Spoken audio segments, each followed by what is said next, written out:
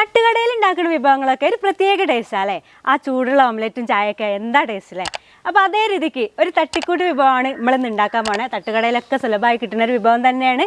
അപ്പോൾ ഇതെന്താണെന്നുള്ളത് നിങ്ങൾ കണ്ടോളി. അപ്പോൾ നമ്മളെ ചിരുളി മീഡിയയുടെ പുതിയൊരു വീഡിയോയിലേക്ക് എല്ലാവർക്കും സ്വാഗതം. ഈ ഒരു വിഭവം ഉണ്ടാക്കാനുള്ള പ്രധാനപ്പെട്ട സാധനം നമ്മളെ ഈ ഒരു ഗ്രീൻ പീസ് തന്നെയാണ് കേട്ടോ. അപ്പോൾ നല്ല പോലെ കഴുകി കുതിർത്തി വെച്ച ഗ്രീൻ പീസ് ആണ് കേട്ടോ. അത് നമ്മൾ ഇതേപോലെ കുക്കറിലേക്ക് ഇട്ട് കൊടുക്കുക. ആവശ്യത്തിനുള്ള മഞ്ഞൾപ്പൊടി ആദ്യം തന്നെ നമ്മൾ ഇട്ടു കേട്ടോ. ആവശ്യത്തിനുള്ള ഉപ്പും കൂടിയാണ് ചേർക്കുക. ഇനി ഇതൊന്ന് വെന്ത് കിട്ടാനുള്ള വെള്ളം കൂടി നമ്മൾ ഒഴിക്കണ്ടേ.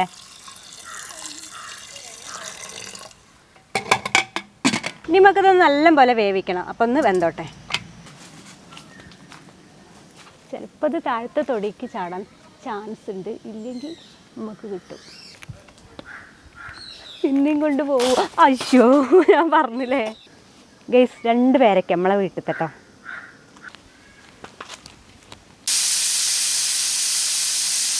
ഗ്രീൻ പീസ് നല്ല രീതിക്ക് വെന്തിട്ടുണ്ട് കേട്ടോ. വിസിലൊക്കെ അടിച്ചു, ഞാനിത് ഓഫാക്കി വെച്ചേന്നു. ഇപ്പം നല്ലോണം വെന്തുണ്ട്. ഇപ്പം ഞങ്ങളെ പേരയ്ക്കും തിന്നണേ. ഞങ്ങൾ ഇതിന് അടക്കപ്പോഴൊന്നും പറയട്ടോ.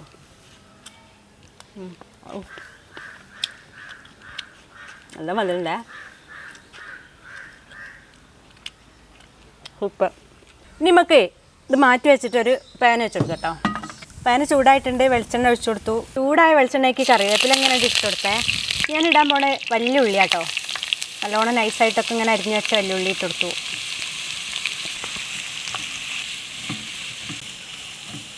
ഇപ്പം നമ്മൾ ഉണ്ടാക്കാൻ പോണ സാധനം ഏകദേശം ആൾക്കാർക്കൊക്കെ മനസ്സിലായി ഉണ്ടാവും എന്നാണ് എനിക്ക് തോന്നണേ. കാരണം തട്ടുകടയിൽ നിന്ന് കഴിച്ച ആൾക്കാർക്കൊക്കെ ഈ ഒരു ഘട്ടെത്തുമ്പം ഏറെക്കുറെ മനസ്സിലാവേണ്ടതാണ്. ഇനിയും മനസ്സിലാവാത്തവർക്ക് അടുത്ത ഘട്ടത്തുമ്പോൾ എന്തായാലും മനസ്സിലാവുമെന്നാണ് എനിക്ക് തോന്നുന്നത് കേട്ടോ. ഉള്ളി ഒന്ന് വാടി കിട്ടാൻ വേണ്ടി കുറച്ച് ഉപ്പിട്ട് കൊടുക്കണേ. അപ്പോൾ ഉള്ളി ഇതാ ഏകദേശം വാടിയിട്ടുണ്ട്. ഇനി നമുക്ക് പച്ചമുളക് ഞാൻ അങ്ങനെ അരിഞ്ഞ് വെച്ചിട്ടുണ്ട്, അതിട്ടെടുക്കണേ. പച്ചമുളക് വാടി സ്ഥിതിക്ക് നമ്മൾ കുറച്ച് കുരുമുളക് പൊടി ഇങ്ങനെ ഇട്ട് കൊടുക്കട്ടോ. 1 സ്പൂൺ ഇട്ടിട്ടുണ്ടേ.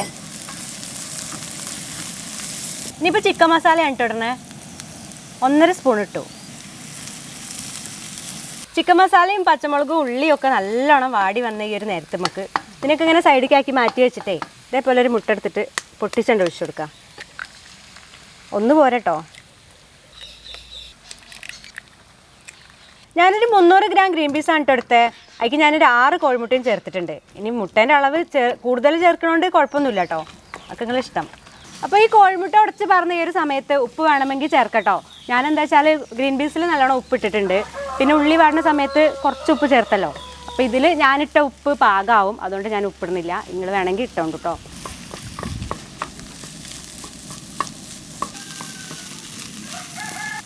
കുറച്ച് മല്ലിയിലയും കൂടി ഇങ്ങനെ ചേർത്ത് കൊടുക്കണേ. ഈ ഒരു ഉള്ളിയിൽ കിടന്നിട്ടേ മുട്ട നല്ലോണം ഇങ്ങോട്ട് ഡ്രൈ ആയി ഇങ്ങനെ കിട്ടണം കേട്ടോ. നല്ലോണം ചിക്കി എടുക്കാം നമുക്ക്. അപ്പോൾ നല്ല രീതിയിൽ ഇതാ സെറ്റായി വന്നിട്ടുണ്ട്.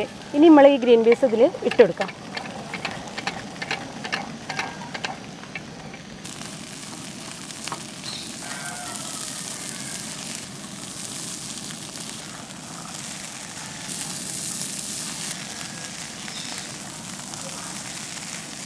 അങ്ങനെ നമ്മളെ തട്ടുകട സ്റ്റൈലിലുള്ള ഗ്രീൻ പീസ് മുട്ട റോസ്റ്റ് റെഡി ആയിട്ടുണ്ട്.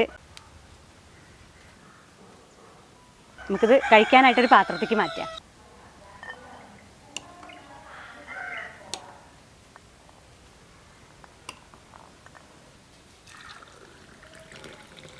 അപ്പം ഞാനൊന്ന് ടേസ്റ്റ് ചെയ്ത് നോക്കല്ലേ. അപ്പം ഒന്ന് ടേസ്റ്റ് ചെയ്ത് നോക്കാൻ അമ്മ ഇവിടെ ഇല്ല. അമ്മ ഇവിടെ ഉണ്ട്, പക്ഷേ അമ്മയ്ക്ക് ജലദോഷമാണ്. അപ്പം അമ്മ പറഞ്ഞ് ഈ ഒറ്റയ്ക്ക് ടേസ്റ്റ് ചെയ്തത് നമ്മൾ ഒരുപാട് കഴിക്കണമല്ലായിരുന്നു. ഞാനിത് ഇടയ്ക്കിടയ്ക്ക് ഉണ്ടാക്കലുണ്ട് കേട്ടോ ഇവിടെ.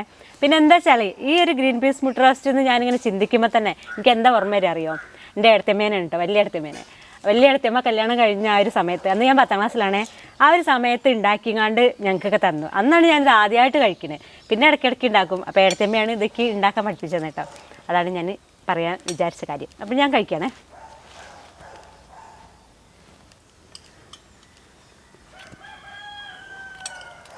ഇതിൻ്റെ രുചി എന്ന് പറഞ്ഞാൽ നല്ലൊരു പ്രത്യേക രുചിയാണ് കേട്ടോ. കഴിച്ച ആൾക്കാർക്ക് എന്തായാലും ഓർമ്മ ഉണ്ടാവും ആ രുചി എങ്ങനെയാണെന്നാല്. നമ്മളൊക്കെ ഇത് കഴിക്കൽ എങ്ങനെയാ വെച്ചാല് ഇതേപോലെ വൈകുന്നേരമൊക്കെ ആവുമ്പോ തട്ടുകടയിലൊക്കെ പോയിട്ട് ഒരു പ്ലേറ്റ് അറിയുമ്പോ ഈ സാധനം കിട്ടും. നല്ല ടേസ്റ്റാ സംഭവം. അങ്ങനെ ചൂടോടൊക്കെ ഇങ്ങനെ കഴിക്കണം. അതിന്റെ കൂടെ ഇതേപോലെ കട്ടൻ ചായ സെറ്റാണ് രണ്ടും.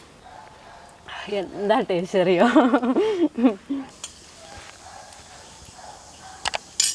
ഇനിയിപ്പോ തട്ടുകടയിൽ പോയി കഴിക്കണ്ട. തട്ടുകടക്കാർക്കൊരു ഭീഷണിയാണോ ഞാൻ? അങ്ങനെയൊന്നല്ല കേട്ടോ. തട്ടുകടയിൽ പോയി കഴിക്കാറുമ്പോൾ ആ ഒരു വേറെ വൈബാണ്. നമ്മൾ വീട്ടിലുണ്ടാക്കി കഴിക്കാറുമ്പോൾ അത് വേറൊരു വൈബാണ്. അപ്പോൾ അങ്ങനെയൊക്കെയാണ് കാര്യങ്ങൾ. അപ്പോൾ നിങ്ങൾക്ക് എല്ലാവർക്കും ഈ ഒരു വീഡിയോ ഇഷ്ടമായിട്ടുണ്ടാവും ഞാൻ വിചാരിക്കുന്നത്. അങ്ങനെ ഇഷ്ടമായിരുന്നുണ്ടെങ്കിൽ നമ്മുടെ ചാനൽ ചീരുള്ളി മീഡിയ ഇതുവരെ സബ്സ്ക്രൈബ് ചെയ്യാത്തവരൊക്കെ ഉണ്ടെന്നുണ്ടെങ്കിൽ ഒന്ന് സബ്സ്ക്രൈബ് ചെയ്ത് വെക്കണം കേട്ടോ. തൊട്ടടുത്ത് കാണുന്ന ഒരു ബെല്ലൈക്കണും കൂടി ഒന്ന് തൊട്ടെടുക്കണം. എന്നാലാണ് നമ്മളുടെ നല്ല നല്ല വീഡിയോസ് നിങ്ങൾക്ക് പെട്ടെന്ന് തന്നെ ലഭിക്കുള്ളൂ.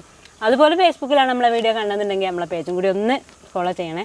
അപ്പോൾ നല്ല നല്ല കമൻറ്റ്സ് പ്രതീക്ഷിച്ചുകൊണ്ട് ഞാൻ നിർത്തുകയാണ്. അപ്പോൾ നല്ലൊരു വീഡിയോ ആയിട്ട് വീണ്ടും വരും. അതുവരേക്കും എല്ലാവർക്കും ടാറ്റാ.